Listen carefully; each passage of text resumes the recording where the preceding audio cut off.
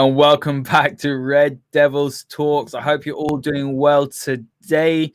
It is Wednesday, 8 o'clock, and we are celebrating Manchester United's fantastic victory against Istanbul last night. And as we can see, Mark isn't there in the top right-hand corner, but Joe is here with his Tellers top knot. How are you doing today, mate? And how are you feeling after that victory?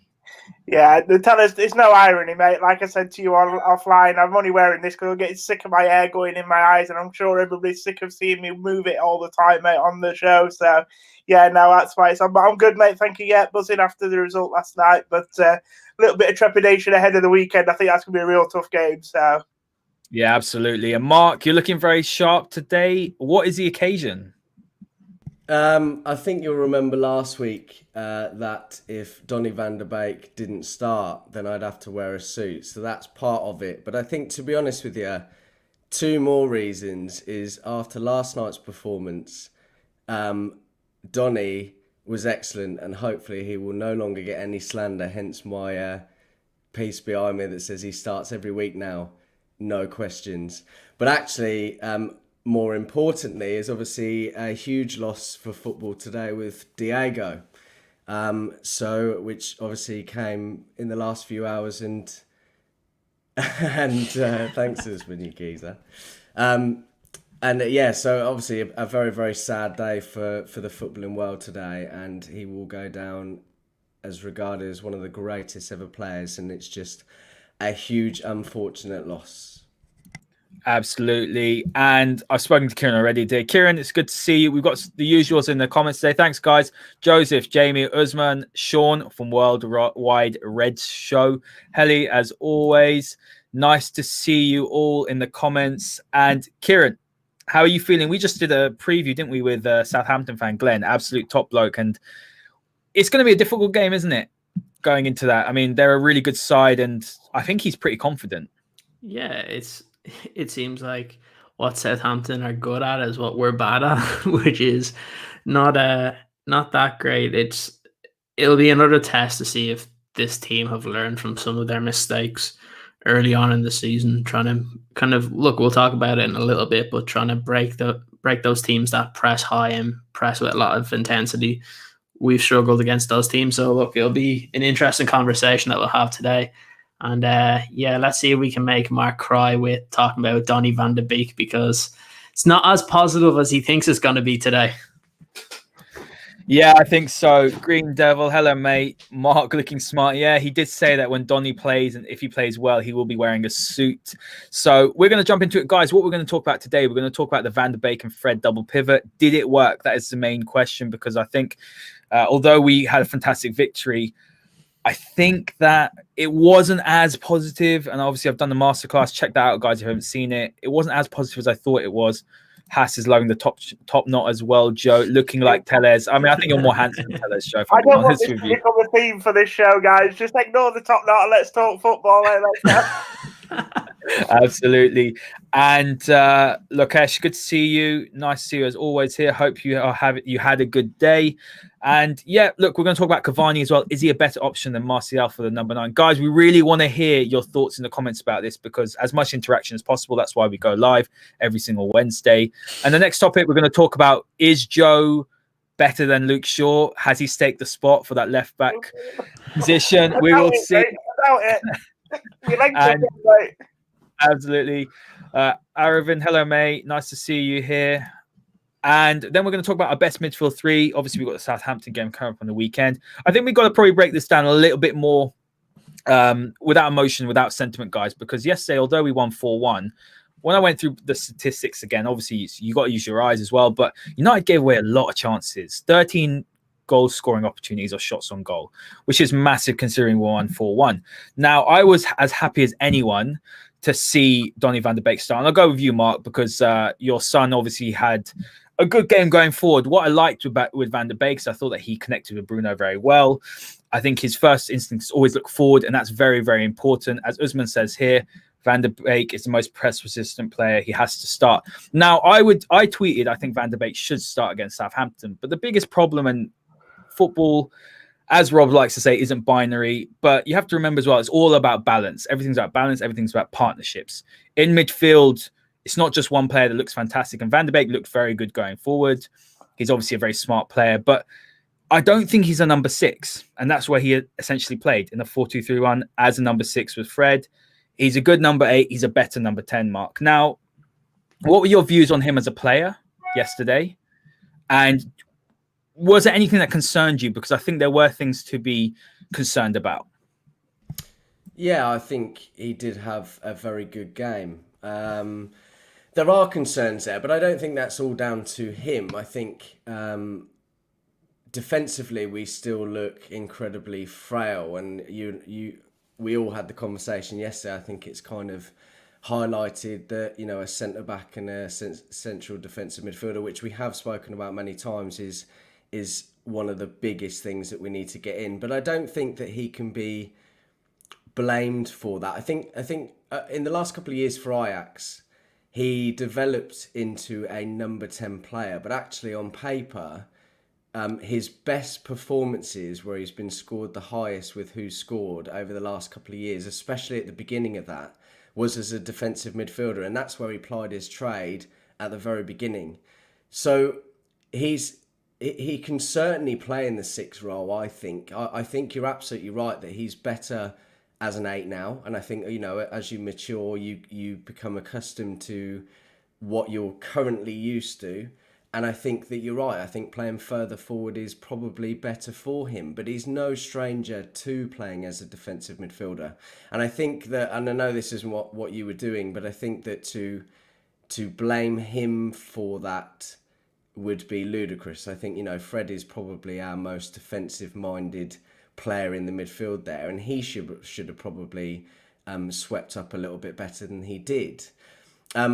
We had a discussion yesterday that, and I totally agree with this, that Fred probably isn't good enough to play as a defensive midfielder on his own in the Premier League. I think it's probably a little bit too boisterous for him, puts him under a bit of pressure. He panics and can cause a lot more wayward passing and lose the ball a little bit more.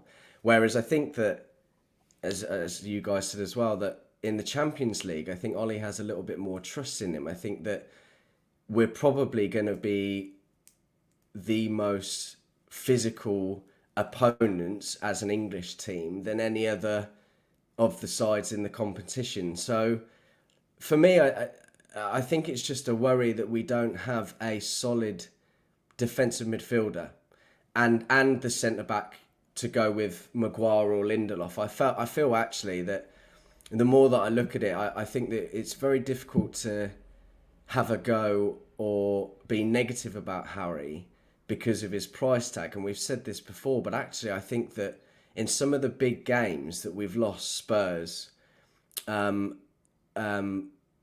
a few others, Lindelof's the one that's been missing. And actually, I know that he's very quiet in his games, but I think he's actually probably a better defender than Harry Maguire, and he's a better footballer. I've said it all day long.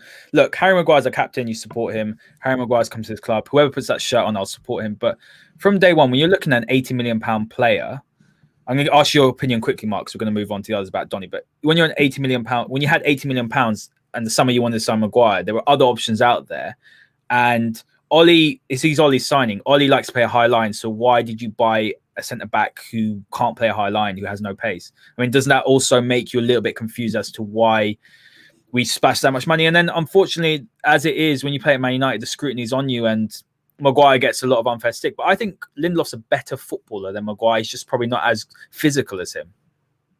Yeah, I would agree with that. I think, obviously, we did have our pants pulled down by Leicester, but they knew that we needed to get a centre-back. Now, it may be that Ollie hasn't really made the right choice there, but going on track record with how he played for Leicester and previous clubs, you know, he was quite solid. So you only go on the basis of what you've seen and hopefully what you can bring out of that player going forward. So again, you know, we talk about this all the time. Ollie is young. He's quite naive as a manager, really, especially with the big boys, and perhaps it may or may not be a mistake that he's made. £80 million is a lot of money. They know we needed a defender. They know that we were looking at Harry, and at that point, we were going to have to spend a lot of money to get him. There may have been other options, but again, we're very quick to jump on the bandwagon when, it's a process. Things take time. It's not overnight. But then when we don't see an immediate effect, we get frustrated with that. So we've got to pick one or the other. And I'm hoping that as time goes on, if Ollie is still there in the job, that he will be able to bring in a couple of players at the time to try and shore up that defence and get the right person for Harry. Maybe he's not a high press defender, but I think that with the right man sitting behind him that's got a bit more pace and is better at one-on-one, then that might be okay. Yeah, some good points. I'm going to bring you guys in a second, Joe. Let me just read out a few comments. Helly says here, Van Beek's not played with Fred in a partnership like this for very long. Surely it will take time. Absolutely, it will take time. I think that's one which Donny will have to adapt. And you have to remember this as well. He's coming to a new team. And Ollie did say this after the game. And look, I would still start Van der Beek against Southampton, but I'd be looking to bring in someone like Matic or someone who's more disciplined, or go to a back three so you have protection behind you, and then you can play a Fred and Van der Beek.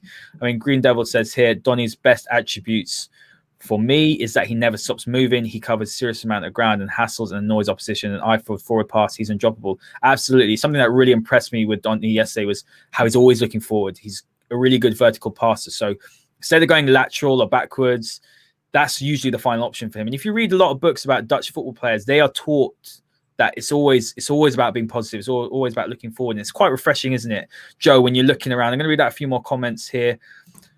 Joseph says here, Donny needs more players who can play with one-touch football. Absolutely. I don't think there's many players in the squad on his wavelength. And Lokesh has said, Donny played well, proved he's reliable when the schedule is tightened. One problem, Joe, though, with Van der Beek, and it wasn't just him, it was Fred as well, but he lost a lot of second balls. Both of them did. And I think you got to also remember with Van der Beek, he's just come into a new league, a very physical, demanding league, a high-intensity league. He's not physically built yet. It takes some time, doesn't it? And unfortunately, if you're not physically strong enough and they're going to put a lot of pressure on you in the Premier League, then you can become a liability. Is that something you're concerned about as well? Yeah, and I think especially when you look at the game at the weekend, I think you can make an argument for him playing at the weekend, but I don't think he can play in the same position at the weekend if he's going to play. I just think the way that Southampton will press our deep midfielders and our defence when we're on the ball, it's just a recipe for disaster. And like you say, physically, that's one thing you can't sort of debate with Southampton. They are probably one of the most sort of physical, fit teams in the league at the moment. I've been really impressed with how Hasenhutl's transformed that team and the type of machine that he's turned them into. There's no doubt about that. And I think they proved that when they came to Old Trafford towards the end of last season. I mean, they snatched a draw in the last minute, but they were brilliant in the way they approached that game. And, they were all over our deep midfielders and all over our defence. They don't give you a minute's peace. That's Southampton. That's how they play. Very sort of almost like a poor man's Liverpool in a way, if you know what I'm saying. So, I would like to see Donny play again because I think it's important for his confidence to get a run of games. But if he plays at the weekend, I don't think he should be playing as a CDM alongside Fred in a two. I think if you're going to get him in, then you've got to try and get him somehow further up the field, whether he's on the right side of that three or behind where Bruno may play. I'm not sure, mate, but I don't like the idea of him playing there again. It worked for Istanbul and the type of team and the mentality that Istanbul had. But I think Southampton will be a lot more positive against us at the weekend than what Istanbul were last night. And therefore, they're going to have to really shore up that central midfield, I think. Yeah, for me, I don't think it worked. Because while we won the game, defensively, we were shocking. Like, a good team, and that's probably, 4-3. We might not even score as many as we did. You saw in the second half, without the likes of Bruno's, if we struggled. And I think the one passage of play that kind of stuck out for me was when they were attacking us and both Fred and Van der Beek went in for challenges and neither one of them even came close to winning the ball. That's a big, big issue. And I don't think that you can play him there. If you do that against a Premier League team, you're just not going to see good results. And that's the issue that we have, is that until we have that commanding defensive midfielder, and we spoke about this just about an hour ago, Haider, is until you get that kind of commanding defensive mid, you're not going to get the best out of some of your more attacking, influential midfielders. And that's the issue. We've brought in these players who are good players that I think when the squad gets to the point of where the manager wants it to be, it'll work. But right now it doesn't, because there's no balance. And we've seen that. It's the reason why in kind of tough games, you're seeing Fred and McTominay have to play, because we need that help defensively. And really the only way you'll fit kind of to get that balance in, also fit in Donny, is probably by having to play Bruno in the more kind of wide areas so that he can kind of move along the attacking line, still have Donny in there. But that doesn't really work in terms of our attacking balance.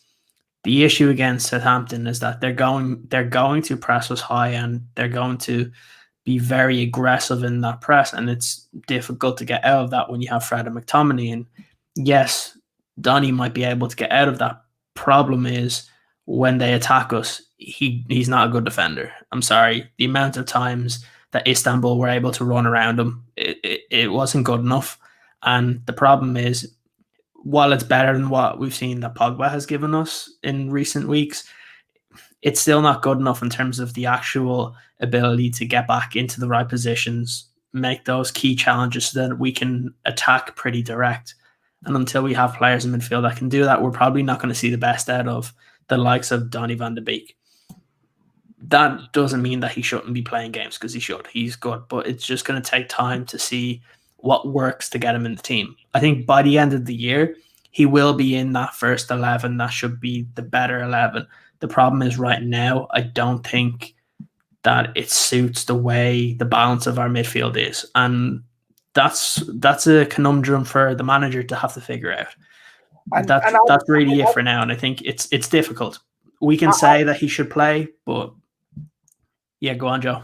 No, I'm just saying, I don't think it's a slate on Donny. I think it's, sorry about that, Ciaran. I don't think it's a slate on Donny. I just think if you could put Bruno back there for a game and play as a CDM and put Donny in Bruno's position, and then Bruno would be the problem, because it's just not there. It's not their position. It's not there. I mean, Bruno did used to play a bit deeper for Sporting at times, to be fair, you know. So, but that's Sporting, isn't it? It's not the Premier League. It's not the physicality. It's same as Mark said about in his early career, he was a 6. But that's playing Dutch football, you know what I mean? Yeah. It's a different exactly. Something I want to add to that as well. Green Devil's got a comment here. Guys, keep them coming in. I'm going to read out a few about Southampton. Jamie, you're correct. I absolutely love Ralph Hasenhuttl. I think he's phenomenal. Everyone knows, if they follow me on Twitter, that I always rave about him when Southampton do well. Yeah, using Walcott and Adams well together. Honestly, guys, check out the away end show, which we did with a really great Southampton fan. Glenn, myself and Ciaran just recorded that. It'll be out on Friday. What a great guy, but also such a great insight into their team and just about their club, because there's a lot of similarities in the sense of how Southampton gave a lot of big wages to players, and now they can't shift them off the books, and now they're starting to turn that around a little bit. Lukesh, no, that's Green Devil. I'll read that in a minute. Lukesh, Southampton will be a challenge. Depends on how we break their press. Their main strength is off the ball movement. Absolutely, it's about how we break through the press. We're going to try and play through it, and in that case, you do need someone, as Jamie says, like Pogba. Look, and this is going to be a bit controversial. Green Devil, he said, I hate to be a negative Nelly, but what Ciaran is talking about comes down to coaching. I see his point, and when the personnel is changed, we'll be a different team again, which drives me nuts. I tend to agree with that. It does come down to coaching as well. At the end of the day, you've got to make do with what you've got in the squad. We all know that we don't have a defensive midfielder who, one, is athletic to get around the pitch and to cover, and 2, who's a good ball player. Now, that's a massive problem for Man United. But that doesn't mean with the talent you've got on show that you can't play a more of an expansive style of play. Now, it's a lot of things. Mainly, number one, Matic being nowhere near to the form that we want to see from him is a massive, massive problem for Man United. Because if Matic plays, either Van der Beek or Pogba plays next to him. And this is a point. If you want to play a 4-2-3-1, naturally, whoever's playing in that position next to a Matic or a Fred or a McTominay in that deep position is going to be more disciplined. Right now, as it stands, and this is not a slight against Donny, because I love him and I'd love him to start against Southampton, and I want him to play more because I think he's a fantastic player. But he's just not disciplined enough. That's not his fault. It's just he's got to learn the system. He's got to learn. He's got to adapt. This is going to be controversial, Mark. I'm going to come to you on this. But Paul Pogba, for me, would play that role better. He's a better passer of the ball. Seeing Kieran's face. I'll tell you what, he's more disciplined. He knows the system. He's more disciplined defensively. than Donny. He's still more disciplined than him. And he's a player who, like I say, he's better passing. He's comfortable on the ball. So, Mark, I'm going to come to you. You're probably going to disagree on this, but when you're looking at Van der Beek playing in that deeper role, surely now you should be just thinking, if Donny's going to play, he's got to play where Bruno's playing. And if Bruno's playing there, then Donny has to sit on the bench. I'm not sure I agree with that, no. I think we've seen many times that Pogba has a lot of defensive issues as well. And I don't think he is as disciplined as everyone makes out. I think after the restart, he was playing a lot simpler. And for him, when he plays the simple passes, doesn't hold on to it too long, isn't so frantic with it, he plays better. So I'm not entirely sure. I think it's just a shame that we can't play one man as a defensive midfielder, because I think that we've got more players going forward that would sit next to each other in front of that defensive midfielder, and we'd be able to exploit a lot more. And then this is why I was saying to you earlier, I think that, after talking to you guys, and I think I'm 100% in agreement that we need to get a defensive midfielder in, because as we've said every week, Matic can't play 2 games. He's not quite on form at the moment. And yeah, I feel like it's a wasted midfield in that regard, because if you have that one man that you're going to be assured with the defence, assured with the passing, retrieving the ball, then you've got free rein to push everyone else forward and get the most out of them. So it's a difficult one. I saw another comment as well about if Pogba is match fit, will Ollie start him? I'm not sure. No, he wouldn't start right now. I don't think he'd be on the bench, and rightly so. He should be on the bench. What I'm saying though is that, let's say Pogba after the restart was fantastic, as you've mentioned. Why? 1, he was disciplined. 2, Matic was brilliant. 3, he kept it simple, and this is a thing, right? Whoever plays, because we're playing a 4-2-3-1, whoever's playing in those 2 positions, they're not meant to be flashy. They're not meant to be charging up the pitch. That's the nature of a 4-2-3-1. Joe, I'm going to bring you in here. If it's a 4-3-3, yes, that's different. You'll have one who's sitting in the pivot and the other 2 are playing almost as 2 8s or an 8 and a 10. This is a point that I think what people are not perhaps realizing, because we're playing a 4-2-3-1, naturally that system is more defensive, I would say, because you've got 2 players who are sitting deeper. So we're expecting something out of our 2 holding players, which quite frankly probably isn't realistic, is it? Yeah, no, it's not. But I think if 4-2-3-1 is going to be your framework, whoever you play, then you have to have a way of adapting it when you play against lesser teams, because a 4-2-3-1 against Southampton has to look very different to what a 4-2-3-1 does when you're playing West Brom at home with Manchester United. You know what I mean? We need to be looking at ways dominating these teams. And I do think last night did show that maybe as the season develops and it becomes clearer who the lesser teams are in the league, that is definitely a team we could put out, I think, against teams who come to Old Trafford out of form, not going to be looking to attack as much, going to be looking to play a low block. It's an option. But then even having said that, we're still going to be very vulnerable to the counter-attack, because all Istanbul were doing last night was playing on the counter-attack, really. And every time they did counter, they had a few good chances to score, you know what I mean? So I don't know, it's a tough one. But yeah, I think Mark's right. I think, or was it Mark or you that said, this idea that we need a situation where we have a better central defensive partnership, so we don't feel the need to have to play 2 holding midfielders, or we need to have a holding midfielder that is a hybrid of both, and he can do that job on his own, if you know what I mean. Then, like you said, you can look at 4-3-3 then as a potential, with that middle player obviously playing a little bit deeper as a CDM. But yeah, no, I think, to be fair, it won't work in the Premier League with Donny there. Look, I'm not just saying this because obviously to banter at Mark, because I know you love him, Mark, and I really like him as well. But I just think in the Premier League, he's going to have to find a different sort of position, slightly different role for him. And just on the Pogba thing, mate, I mean, I agree what you're saying to a certain extent, but where I'm not 100% convinced. You said he's a better passer of the ball, but he's a much better passer ball than Van de Beek. Come on. You might not like Paul Pogba, but he's one of the best passers. I think that the harder passes he's much better with, but with the shorter passes, sorry mate, shorter passes, Van de Beek. Yeah, no, I seem to be butting in on everyone tonight. Sorry, but I think I've got a bit of a lag going on. No, I think Paul Pogba's a better sort of what I would say key passer of the ball. So if you're looking to make key passes, to make defense line splitting passes, I seem to see Pogba give it away quite a lot though, mate. To be fair, in terms of sometimes short balls and things like that. He makes sort of simpler passes look more difficult for me. Where I think Donny just sort of seems to just nail those what he calls simple 5-10 yard passes, whether it be square, forward or back. That's all I'm saying, and I don't hate Pogba, by the way. Yeah. What I will do, Ciaran, is I'll put up that comment. Yeah. From our good friend, the good old Green Devil. Yeah. Liverpool lose their spine. Sorry, I'm just going to read it out for the listeners, but don't miss a beat. Players come in, know the system and roll and plough away. That's why Sir Alex Ferguson beat Arsenal 8-2 with Cleverley, Anderson, O'Shea, Gibson, Young, et al. Coaching. Jeez, I'm just reading through that team and I'm thinking, how average are that lot? How many of them would get into the team now? Yeah, look, it's a difficult one. It goes back to, look, I think we're still on the point of where we need that commanding defensive mid. I mentioned to you, we need that kind of SEN type player. But look, we don't have it right now. The problem with Pogba, I think this week, why I wouldn't be playing him is because of the way his work rate in midfield isn't as good, especially against a team when you're coming up against Southampton. So that's one issue there. The problem, and from the comment there about everything to do with coaching, I get it, but I think people are very obsessive over the coaching is just Ole Gunnar Solskjaer. He's the manager.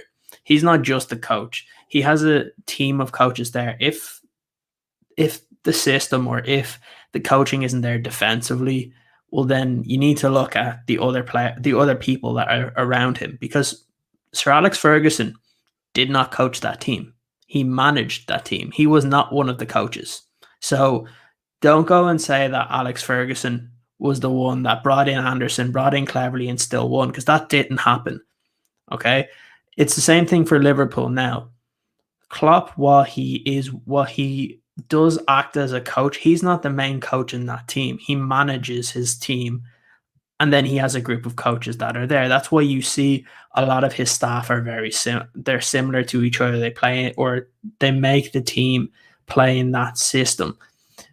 But you also have to remember, if we're talking about the midfield, Liverpool bypass their midfield.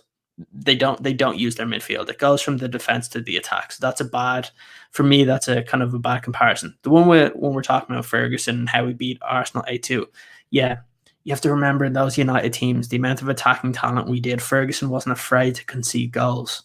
The problem now is we look like we can concede every single time we're on defense. And that didn't happen. Did I say? We also had Rio and Vidic.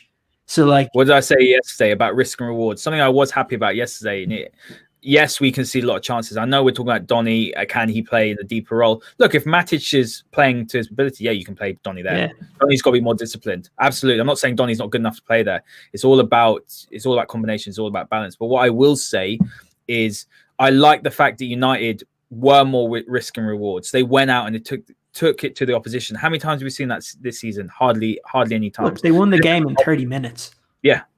When have we seen a United team in the past 7 years win a game in the first half an hour? We don't see that. Think of how many times we couldn't score a goal in the first half. Now, we basically went out there, got the job done in 45 minutes and got to rest some of our big players. Look, at the end of the day, we all have kind of favourites in midfield, and I know Mark loves Donny. He's going to get to play a load of games this year, and it's just going to be whatever team we come up against. The problem with Southampton is just the way they play. There's not many teams in the Premier League that press with that intensity, and that is the problem. Okay, so he's an experienced man. Yeah, look, he is an experienced manager, but again, he doesn't have inexperienced coaches. That's the thing. Like, Mike Phelan is one of the main coaches. He was coach under Sir Alex Ferguson. It's not someone, even though Solskjaer is an experienced manager, doesn't mean his coaching staff should be inexperience. We hear about the main ones, right? We hear about McKenna, we hear about Carrick, we hear about Phelan. There's other coaches that are there as well that we don't see. Dempsey's one of them, I believe. believe. Exactly. So there are experienced coaches there. But again, you can only do so much with the players you have. You need someone that can actually do the job. And right now, we've said it for the longest time, even though we were talking about a right winger all summer, we still need another commanding centre back, and we need a defensive midfielder. You can't get that all done in one transfer window, and that's the problem. The team, the way that we've recruited in 6 or 7 years has been terrible, and Solskjaer has done better that way. Where you look at some of the players he's brought in, like that makes sense, but the problem is you're not going to be able to reshape a whole team in 1 to 2 years. It's really 3, 4, 5 years. You look at Klopp and you look at what he did. He didn't bring in 6 or 7 players in 2 or 3 windows. He did it over a certain amount of time, built in the type of players he wanted, and then they fit the system. And now when they bring in a player, they can end up putting them in the system and it works. But you look at the start when he got some of his players in, it wasn't working like this well-oiled machine because there's certain parts of his team that weren't fixed. What you do, though, you do wonder, I think this is where Green Devil's coming from. Looking at his squad, and we've said this already, we know there's issues at defensive midfielder, but there's a lot of quality there. And you brought Donny in, and you do wonder, right, so you're bringing Donny van der Beek in. Ollie should know where he wants to play him. I don't think he does right now. He's playing around. He played him as a 6 almost yesterday in a 4-2-3 round. And not surprisingly, and he's with a player who's indisciplined in Fred, which is why Fred doesn't play in the role by himself. And you're thinking, right, well, you've sanctioned this move, you want this player, but you don't know how to use him. It would have been much more sensible. I'm not saying that we shouldn't have signed Van der Beek, but if you were unsure where to play, then you should ask for a defensive midfielder. That's what I'm trying to say. Bringing in players, I agree. I think the problem is I think the defense has regressed since the end of last season, and I don't think Solskjaer thought it was as bad as it actually has been to the start of the season. So he thought that bringing in more creativity and more options in centre midfield, which is something that we missed last year. We saw the same 11 basically play the last 10 games of the season. So I think it was an obvious one why Donny came in. We all said it at the time of the signing. It makes perfect sense because when Pogba or Bruno doesn't play, we have someone of the same quality that can play. The issue is, and it's Matic, a big problem. Matic and we said it, he can do it over a short period of time, but he's not an answer long term. He's a great option to have back there. And if you're playing 1 game a week like we were, it's fine because he can get his kind of fitness back and it works. But when you're playing 2 to 3 games every 7 days, Matic will only be able to play in 1 of those. And that's the problem. And we need a defensive midfielder that can do that job. Problem is as well, when you look around, there's not that many good defensive midfielders in world football. We talk about Ndidi. Why is he still not got that move from Leicester? Awesome. He's been great for the last 2 seasons. And there's plenty of teams that need defensive midfielders. We don't see that type of Busquets type player for those really good Barcelona teams. We don't see the likes of Michael Essien during that time for Chelsea.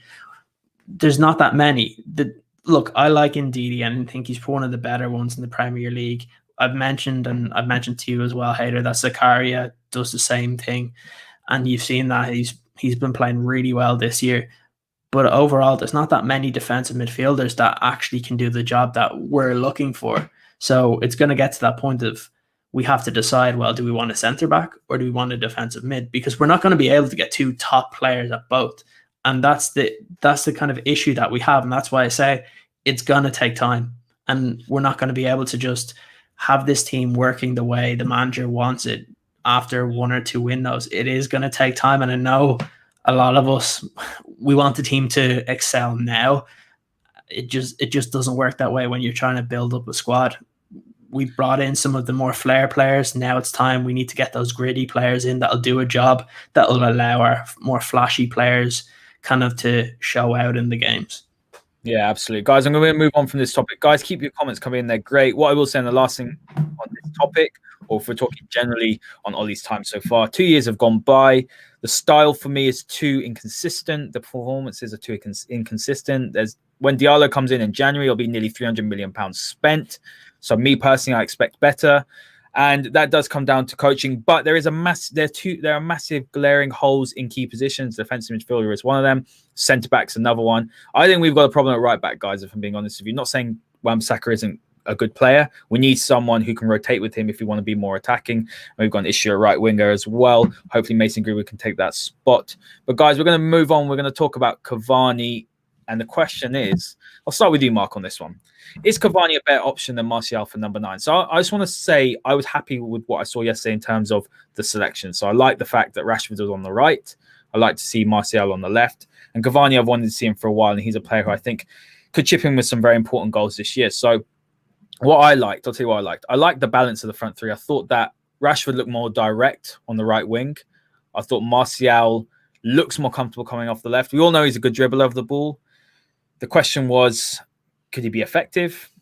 And then I like the fact that Cavani played very sensible. His movement is sensational. I think what is very important is that he always thinks, right, after he's given a pass, I'm going to go towards the box, I'm going to go towards the goal. Something that Martial doesn't go enough. So were you impressed with Cavani? Or are you still thinking that maybe Martial is the person that you want to see playing at number 9? Yeah, I think if there's something that I've learned over the last few months with you guys is more about player positioning, really. And I said months ago actually that I feel that Martial is better as a number 9. He gets more goals, but I don't think that was entirely right. And I think after the performance from Cavani last night, I think I've understood a little bit more what a true number 9 is and what we require of that player. And I thought that, the way that he was able to move forward, he was always, pivotal in the goals and the build up. He was brilliant. And I think looking back at it as well, I think Martial last year, he got some of his best goals from coming in, cutting on the left hand side and scoring from that. Do you know what I mean? From there. So maybe I was absolutely wrong and have not understood it enough. Perhaps he is a better inside forward, a bit like Rashford. We always say that, he was a terrific striker, but then many times we've said that when he plays out wide and comes in and cuts in, he's a better player there. So it's just a shame that Cavani's not a little bit younger, but you can certainly see his experience there. And after our discussions last night, I think it's come out that Thomas Tuchel has mentioned that he regrets getting rid of him, and you can see why. Like for that second goal, his position was brilliant. The way that he was running around, he was dragging defenders out of the way, and it was brilliant. We all thought when that cross came in that he would be on the end of it, but he put pressure on the goalkeeper, took defenders out of position, and then we had Bruno on the end. Sorry, the first goal I meant. Bruno at the end of it and smashing it in. So he was great to see last night, and there's a lot more to see of him. He's slowly sort of breaking into the team, and again with age and experience, he absolutely should. But I think it's he epitomises what a number 9 should be, really, and that's obviously a little bit concerning moving forward if we don't have him for 2 years, or even though he's getting older, isn't he? So. It's changed my perspective on it, I think. Interesting. Look, I'm going to bring you in, Joe, but let me just read out a few comments. Jamie likes Calvert-Lewin. Yeah, he's looking decent. I like the look of Calvert-Lewin as well. I laughed at the beginning of summer when we were linked with him. But what I will say about Calvert-Lewin is he's a player who he needs service. We've seen without Richarlison, no service. Do United create enough chances? No. So I'm not sure how much of an impact or how good he'd be at United compared to he is at Everton. Santosh, hello mate, hope you're doing well. Cavani can't play every game, so I think it will be Martial as a 9. However, it could be Greenwood as well. We've got options, which is positive. James, wearing the number 9 doesn't make you a striker. It's your movement ability to drag the defenders around and make holes for other players. I would agree. The Green Devil was definitely a fan of Edinson Cavani. I was so impressed with Cavani's off-the-ball movement play, showed us what we were missing. His movement and know-how in those areas was a joy to watch. Cavani's performance showed us what Martial has been lacking. Benji, my guy, like the vid, guys. Cheers, mate. Thank you very much, guys. If you're not subscribed yet, please hit the subscribe button, hit the like button as well. What I will say, Joe, talking about Cavani. Now, what I liked about Cavani was, as the Green Devil said, I thought his movement was sensational at times. So many runs into box. As Mark said, that instrumental run for that second goal. If he doesn't make that run, if he doesn't, it was the out to in run. If he doesn't make that, then the mistake doesn't happen. Now, Cavani liked to drop deep, brought people into the game, and then ran straight towards goal. I said that already. 23 out of 24 passes completed, which is fantastic. I thought he held the ball up well. Question is, could he be a focal point? Now, I do probably agree with what Sean's saying here.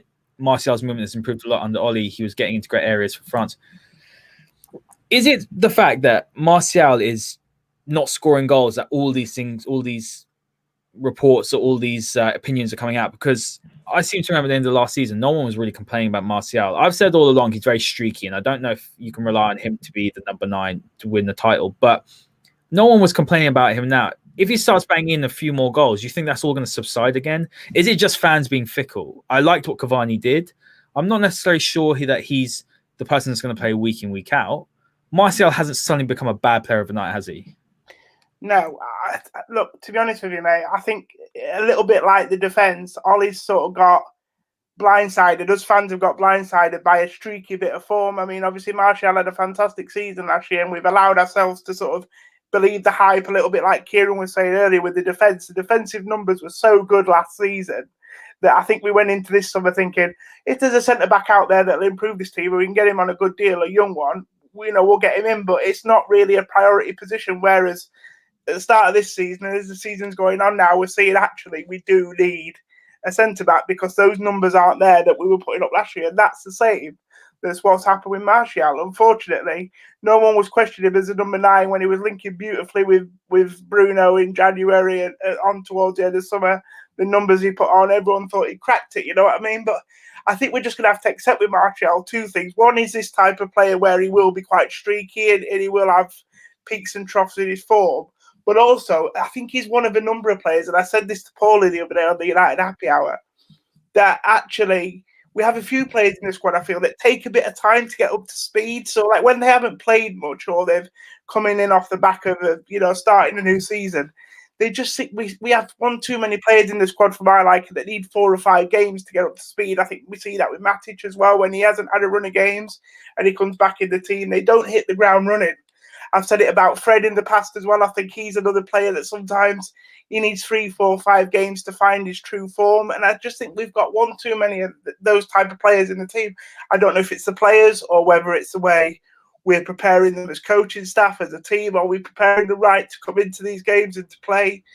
Mentality, yeah, exactly. That there's a lot of things here to look at. It's a difficult science. I don't want to put all the blame on the individual players. There's a lot of factors that could do with it. But Martial's going to have to improve, because you ask about Cavani there. Can he be our number 9? Yes, he can. I was so impressed with his performance last night. Classic centre-forward performance. You saw how confident United were to play the ball into his feet, dropping deep, because they knew he could make it stick and he could move it on to somebody else. And we've been wanting our strikers to do that. You could argue Martial, Rashford, Greenwood, all 3 of them aren't great at receiving the ball back to goal and continuing the attack. And Cavani helped us do that really well.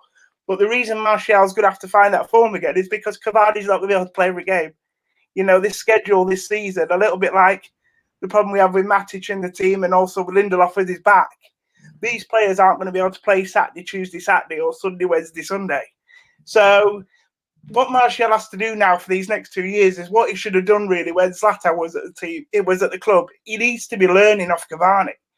He needs to be looking at the things that Cavani's doing in training during the game and thinking to himself, how can I incorporate this into my game and learn from these players? Because there's no doubt that's another reason why Oli brought Cavani to the club. He knows at 32 he's not going to be able to play every game, but he surely can help the younger players who are playing in that position become better at the game, because he's a very sort of classical number 9, Cavani is, and a very classical sort of centre forward. And well, I say he's classical centre forward. His finishing always lacked a bit to be desired during his career, but the way he makes his movement, like you said, the positions he takes up on the pitch, his touch, the way he brings people into the game. It's what you need from your number 9. And I think Martial needs to use these 2 years or a year, however long Cavani's going to be here, to learn from him.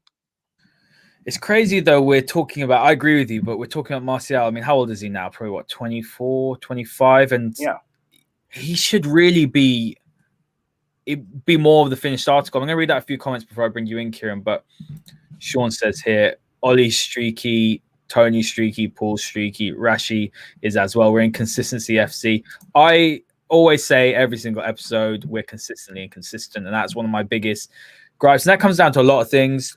It comes down to mentality of the players. It comes down to, in my opinion, and a lot of people disagree with it, comes down to as well as how well do the players know the system, how good is the system, because you should be able to take players in and out. Relatively, the quality shouldn't drop as much as Green Devil said above with Liverpool, but Liverpool's a different story. We're nowhere near them.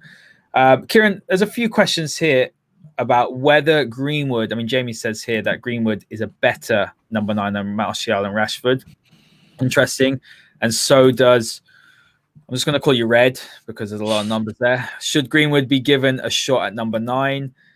James has said here, I blame the guy that's supposed to get these guys ready for matches. They should be ready because they are trained and coached perfection. That is not happening at all. Very fair comment here.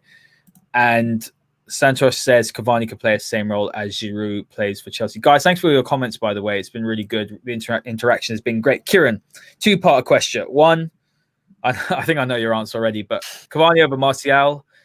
And the second thing as well is, let's talk a little bit about wingers, because this is something which I think probably doesn't get looked at enough. I don't think classic wing play is a thing anymore, right? And this is something myself and Robert discussed a lot on the masterclass. We talk about, we look at Salah, we look at Mane, they're inside forwards, right? Their whole point is to making those runs from out to in and to latch onto either the balls there or to basically get into goal scoring opportunities. Now, United don't have any wingers in their squad. Why can't United play in a similar way? Why? Because I don't think our forwards are any less talented. The difference is a consistency. Is it a coaching piece? Is it a confidence thing? What is it? Why are United not able to, or why their forwards not able to score consistently? It's a tricky one. I'll answer the first one because I think it's been pretty obvious. Is I've said it for months, actually for a while, that I don't think Martial's a striker, that he is more of an inverted winger.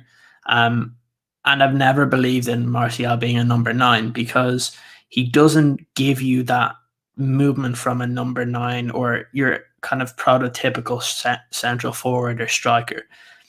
The problem is, and I've said it as well, is Solskjaer wants a striker. He doesn't want a winger that's come in to play striker. It can work in some teams, but it's not the way he wants to play. It's the reason why, and I've mentioned it since last January, and pretty much every time we talk about the attacking 3, the Solskjaer wanted Haaland. Haaland has, there's nothing that is similar in the way they play with Martial and Haaland.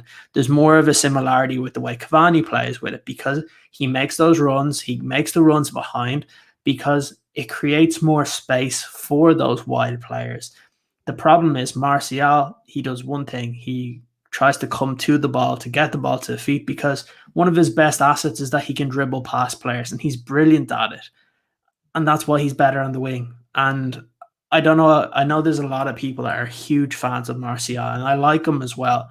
But for me, he's just not your kind of central striker that you need. One of the kind of questions there is if Greenwood should be given a shot.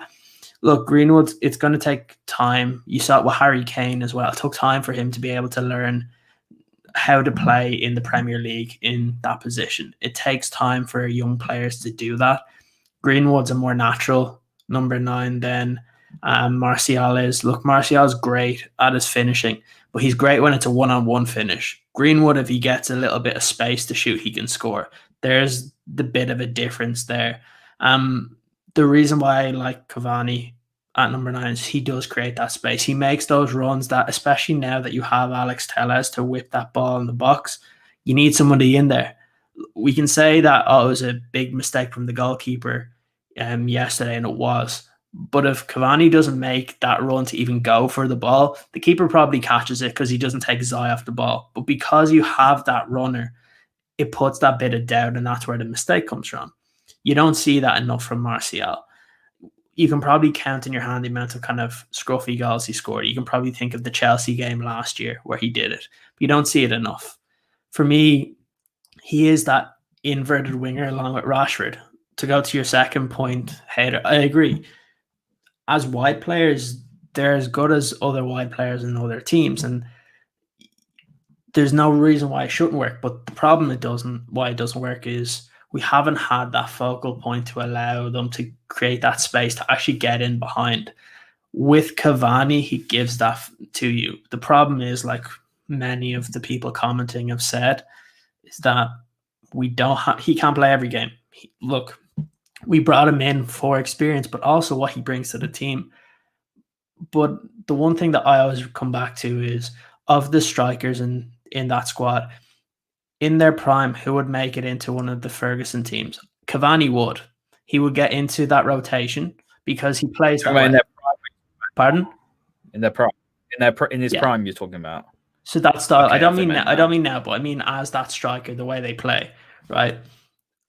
I don't think if you had Martial where he was in the prime, which probably now or in a couple of years' time, I don't think he makes it into those sides as a central striker. He would get there as a winger because we've had worse wingers that were in the Ferguson years. But the problem is he doesn't have the instincts of a striker.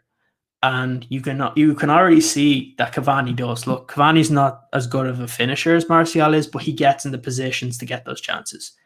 And that's the biggest issue. Like I said, Martial likes to dribble with the ball, so he needs to come to it. So that's why he looks better. When he's out in the left wing, he just looks like a more natural player when he has the ball because he has players ahead of him. When he has to play as that central striker, that's where kind of the biggest issue is.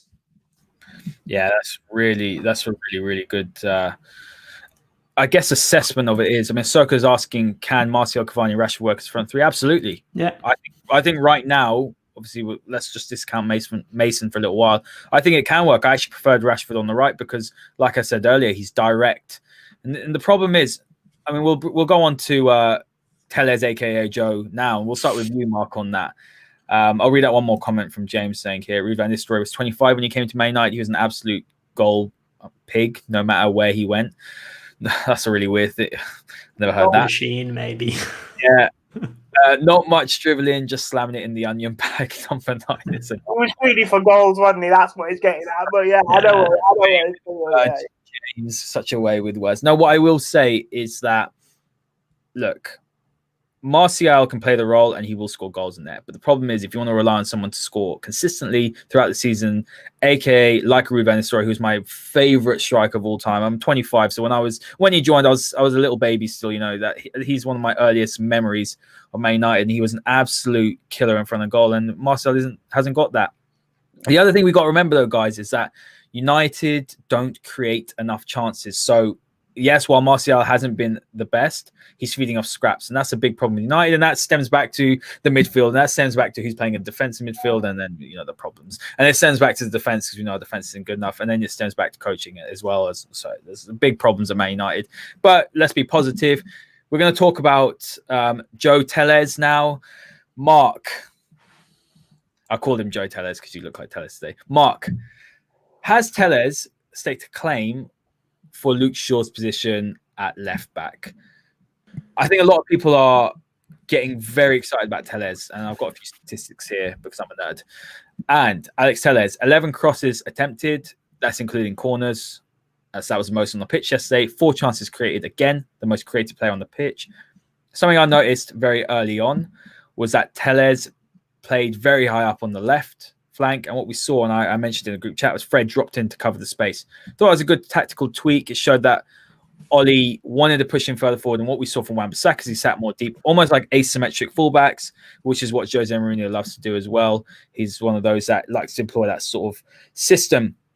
Now, I think it's a small sample size, Mark, if I'm being honest with you. We've only seen 3 games of Tellez, but would you be selecting him, or do you think he's a better option than Luke Shaw on the left? I think I've spoken about this before. I think it depends on the opponents and how you want to try and play. I think defensively, Luke Shaw is a far better player. I think going forward, Alex Tellez is a far better player. So if you need someone to come in and probably work well with someone like Cavani, in the middle, or you want to change a game, then you have Alex Telles. It's 6-1, half a dozen. As I said, it depends who you come up against.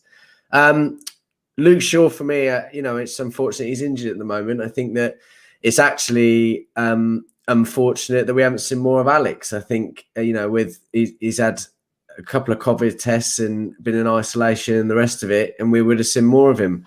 I really like him. I think it's really refreshing to see someone that's able to play a high line on the left, and whipping balls as well as he does. Like he was whipping him in like no man's business. It was really beautiful to see.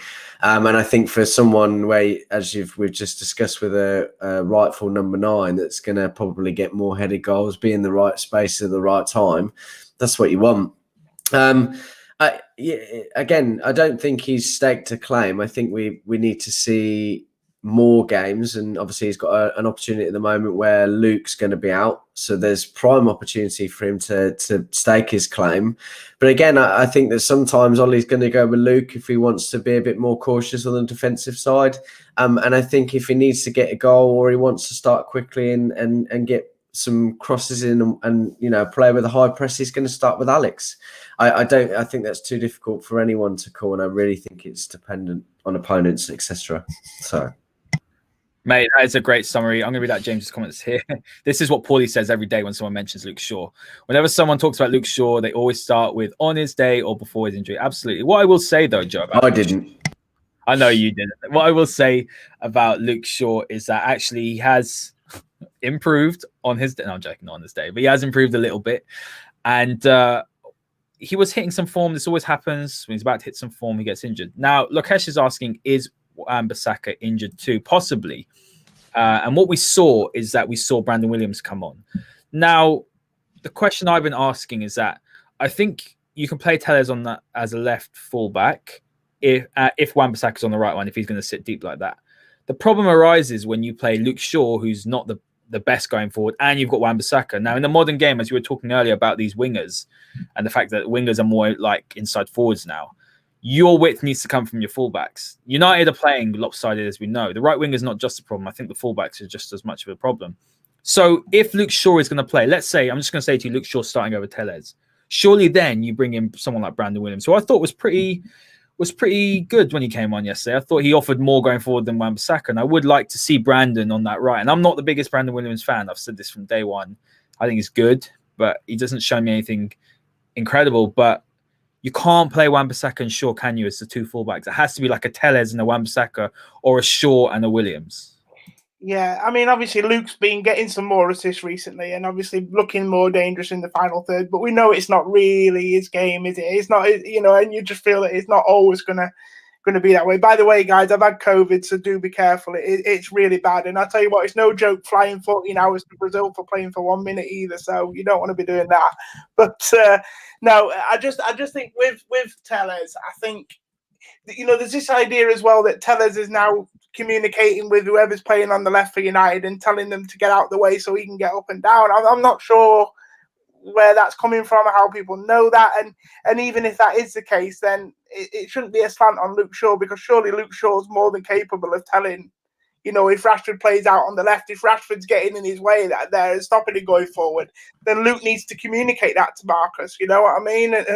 And things like that. And maybe that's why Marcus looked better on the right, because actually he wasn't confused with what he's got to do with his fullback behind him. He knows Aaron's not that bothered about getting too far forward anyway, so he can hold his position wide, where I think United are wanting Luke or Alex on that left to be the one that does get forward. And then when they do go forward, if Rashford's sort of hanging out there with chalk on his boots, then it sort of becomes a bit congested out there, and we've seen issues like that, I think. So I think that's the problem, isn't it, Joe? That's more of a problem with Rashford then. Yeah. We know that the problem with West Brom is that he was, like you said, he was running the touchline instead of the channels. That's really, really important. You need to be running the channels, and Telles couldn't, unless he's running off the pitch, which would be crazy, obviously. But that's the thing. So what is that then?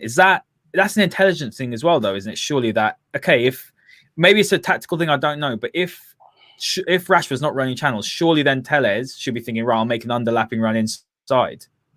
It's that old debate, isn't it, Haider? Is it intelligent or is it a coaching? Are we at a stage with Rashford? Should he be recognising this himself? Should the fullbacks be recognising this and communicating to them on the pitch? Or, is Ollie even seeing it? We've obviously questioned Ollie at times and questioned his coaching. Is he noticing it? Because there's no doubt, I think, when Rashford plays on that left, they're wanting their big attacking threat to come from the left. You've only got to look at, obviously, Luke Shaw's assist this season. Alex Tellez is just more attackingly minded than what Aaron Wan-Bissaka is. So they're going to want the focal point to be down the left. So someone either needs to tell Rashford, look, you need to move over, like you say, run the inside channels, or Rashford needs to work that out for himself. I would like to think, to be fair, Rashford has got enough game appreciation now to see if that's going wrong, whether he's being told to or not. He needs to get out of the way, because I'll be honest with you, it's only a small sample size, like you say, but what we've seen of Alex Tellez so far, I already think he's the best crosser in the team. So get out the way. Get out the way, Marcus. Let this guy get forward, or whoever's playing on left, get out the way. Let this guy get forward and let him do his thing. Same with corners. Keep Tellez on the corners, because again, why are we putting Bruno on the corners? Game last night, but we saw Bruno. Bruno could be scored so many goals hanging on the edge of the box like he did last night, like Scholes did for United for so many years.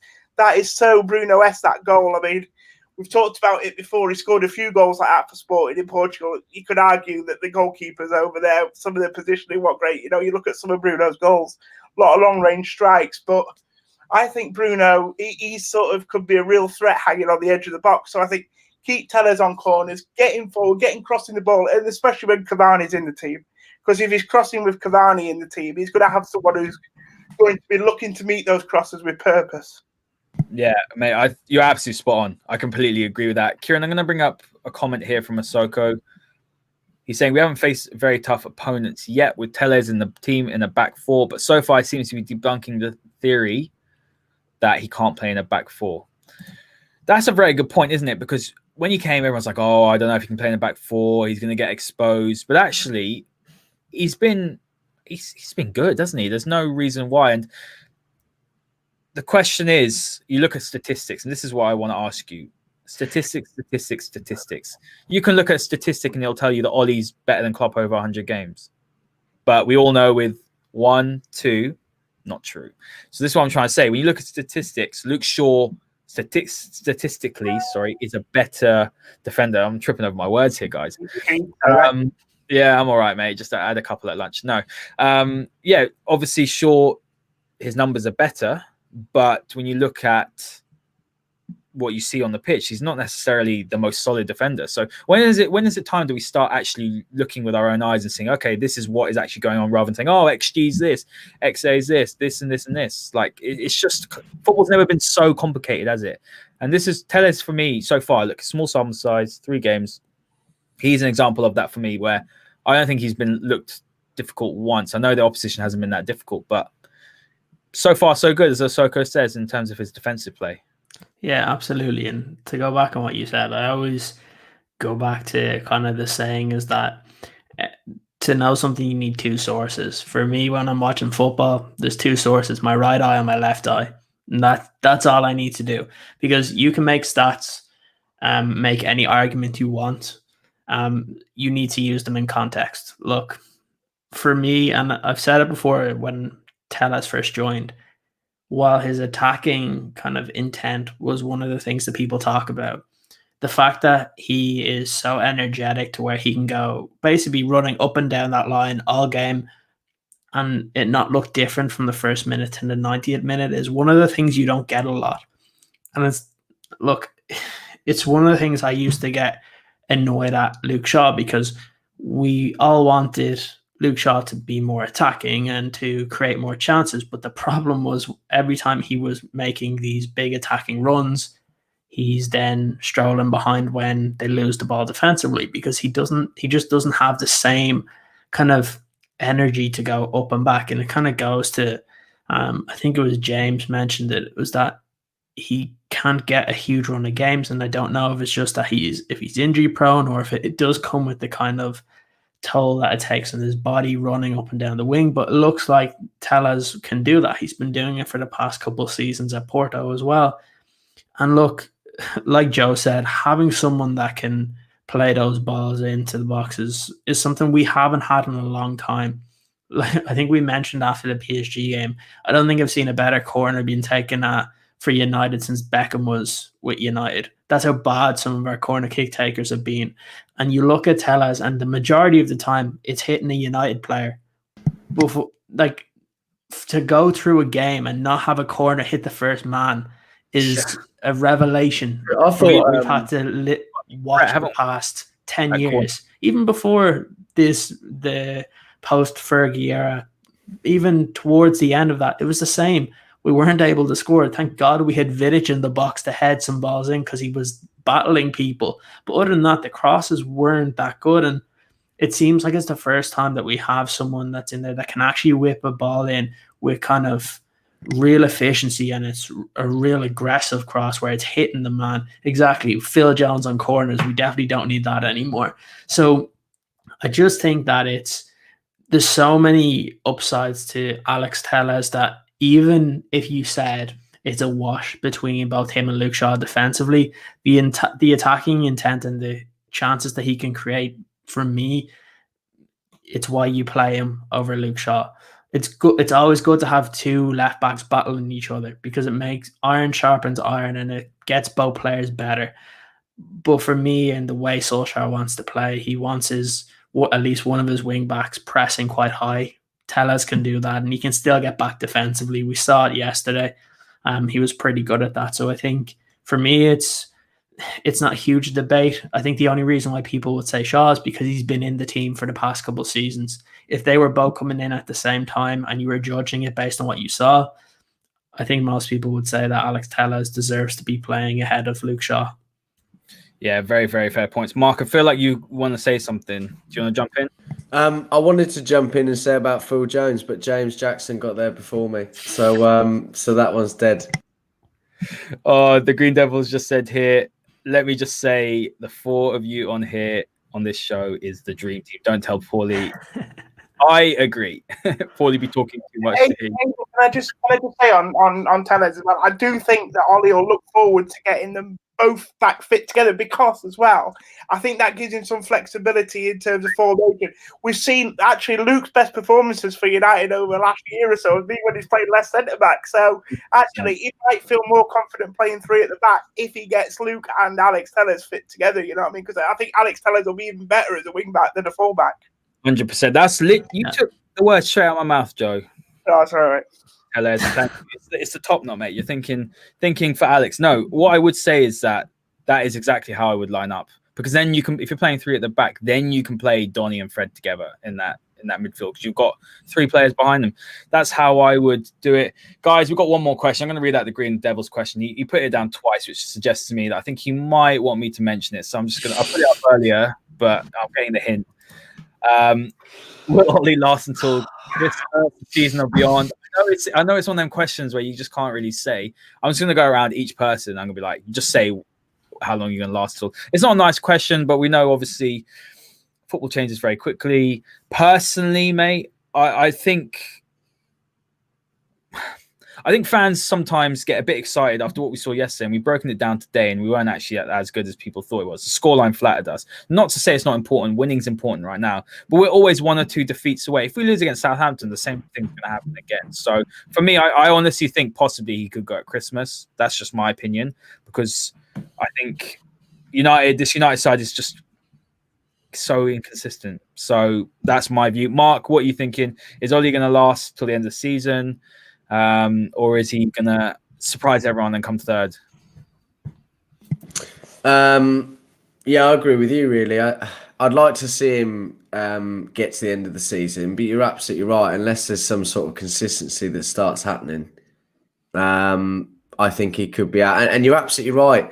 Last night we played Istanbul. They are the fourth biggest club in the Turkish league. Okay, so we can't get ahead of ourselves. And whilst we played good football, it was nice to see some players. It was great to see Donny play. It was great to see Donny and Bruno both playing.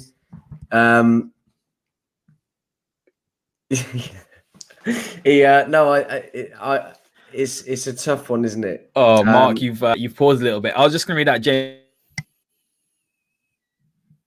Oh, That's Haider gone. Looks like he's paused a little bit. Yeah. Haider's gone. I think he's frozen. It's the excitement. He couldn't take any more, can he? I'm just going to read out the comment He's for. back. He's back. Back. For the guys listening to this on Spotify or Apple Podcasts, if you're doing that, please hit the 5-star rating, because that pushes the podcast out to more potential listeners. Yeah, that's it. Shameless promoting, but it's got to be done. James has said he's going to last like a fart in a phone box. I've never heard that. That's just so funny. Lokesh is saying, I hope forever. Look, nothing lasts forever. Fingers crossed. I don't hope forever, if I'm being honest with you, because I just can't take us being consistently inconsistent. But I like your positivity, mate. So respect. I did like the sound of 26 years though, and about 13 titles, to be honest, though, Haider. I'll take that, to be honest. If you could. Who? Ollie? Yeah, let's not even do that conversation. I looked to you like that because I just had to think about, did you just say what you said? And but I'm just saying, it lasts forever.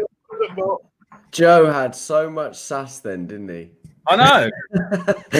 He's got a top knot now, and now he thinks he's the dog's side coming out for all the ladies out there. Yeah. I think it's just a sausage fest in the comments, mate. All right, Joe, I'm going to ask you, how long do you think Ollie will last? We're only answering this question, guys. If you don't like it, I'm sorry. Green Devil really wanted me to ask it. He asked twice, so I had to oblige. Male, female, whoever's watching out there, we love you guys. So don't worry about it. Keep getting involved. No, mate, to be honest with you, I have my doubts. There's certain things that I do have my doubts about, to be fair. One about him as a coach and a manager, but also his opportunities to be successful. I think we're getting to the stage now where I just feel nothing he can do is right. I do think there's a bit of that going on as well. I think we're getting to a stage where people are picking up on silly little things like some comments he made after West Brom. Now, I'm not being funny. He's been making stupid comments in press conferences since he got the job, by the way. Oh. So like West Brom at the weekend, whatever he said about West Brom having fantastic players, it's nothing new. You know, he's made some silly comments. You know, Moyes-esque comments since he come in. No, worse than Moyes comments, because Moyes said that we aspired to be like Man City, who were the best team. Yeah. You know, and I mean, I pulled up some the other day for the app. I didn't get a chance to read them out, but he said something on Sanchez in the summer about the fact that he expects him to come back and do really well for us. He's a quality player. You know, he's never going to come back and play for United. He said things like, we need to get used to being 1-0 down. But we don't need to get used to being 1-0 down. We're Manchester United. You know what I mean? So I think... But I think we've got to a stage. This is what my point is I think the writing's on the wall, because we've got to the stage where people are just they will pick fault with everything. Even last night, you know, we broke it down here.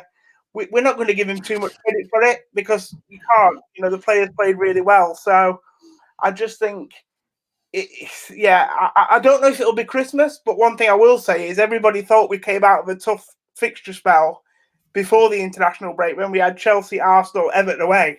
I look at our fixtures now. We got some tough ones, you know, Southampton away at the weekend, and then we've obviously got two massive champions. We got West Ham as well. West Ham away, who are having a great, you know, playing really well at the moment. We've not done very well there notoriously, and then we've got the derby as well in the next couple of weeks.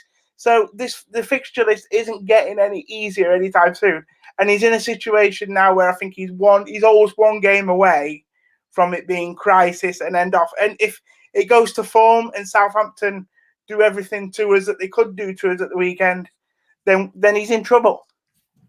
Yeah, that's a very, very fair assessment. I would agree with that. James, some of your comments have been cracking tonight, so keep them coming. Ciaran, I'm going to ask you, because you had a little bit of I would say a bit of a change of mindset, I think, after you heard those West Brom comments. And just, I think, while you said you'll obviously never shout Ollie out and stuff like that, and neither will I. I have actually in the past, last December. That's why James Jackson blocked me on Twitter. But here we are. We're friends now, so it's all good. But I would say it now because, you know, at the end of the day, I think he has done some really good stuff. But I think Joe's probably right. The writing is on the wall, and he is one result away from it all falling down again. That's not just his fault, by the way. That's just the way that's just the way football is, isn't it? And rightly or wrongly, that's the situation, isn't it? And now with Pep signing that new deal, that's one less option for, let's say, a Pochettino, for example. So, you know, there is fair questions to ask, isn't there? Yeah, but Ollie's pretty good, isn't he? No. Okay, look, it's a result All right, Paulie. based business, and when you go through bad patches after a certain amount of time that you're in the job, people call for your head. It's just the way football is. It happens at every club. When a team goes through a bad period of time, lose games, or not playing like the way people want them to play, you start seeing all these rumblings that they're going to leave, and that's the problem. And it's the way it's always going to be at United. You're never going to see a manager come in and do a Alex Ferguson or even what Arsene Wenger did at Arsenal. It doesn't happen anymore. So really what you need to do is you need to try and bring in a manager that can continue to develop the squad that Ollie's kind of built up to this point. I've always said it. I think Ollie will still be the manager until it's mathematically impossible for us to get through in the Champions League. So if we are 6th or 7th and about 15 to 18 points behind top 4 in whatever, January, February, I think that's when it would happen. If not, if we're still battling up until the end of the season, you probably see it happen in kind of the summer. I think just the way that the board work, the reason why Mourinho was sacked was because they didn't believe that the team could beat PSG. That's the reason he was sacked. It wasn't for any, obviously there was other stuff that were going on, but that was what was rumored to be at the forefront of Ed Woodward and the kind of ownership group, what was on their heads. So I think the same thing will happen with Ollie if we're not going to get through into the Champions League, or let's say we're in the last 16 and we get a big tie and they don't believe that we can get through. I think that's where you probably see it happen.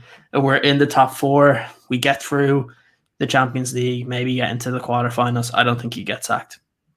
What I will say to add to that final word is that we've done very, very well in this group so far. Considering as a group of death, we've made it, look pretty straightforward. And I think that's where Ollie and the boys really deserve a lot of credit. United could qualify next week.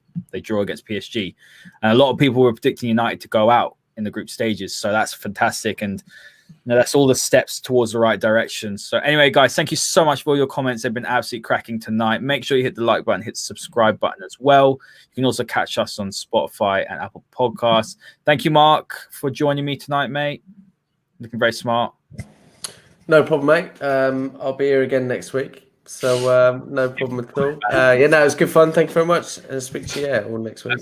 Joe, nice. Tellez, top knot, mate. Thanks for joining me.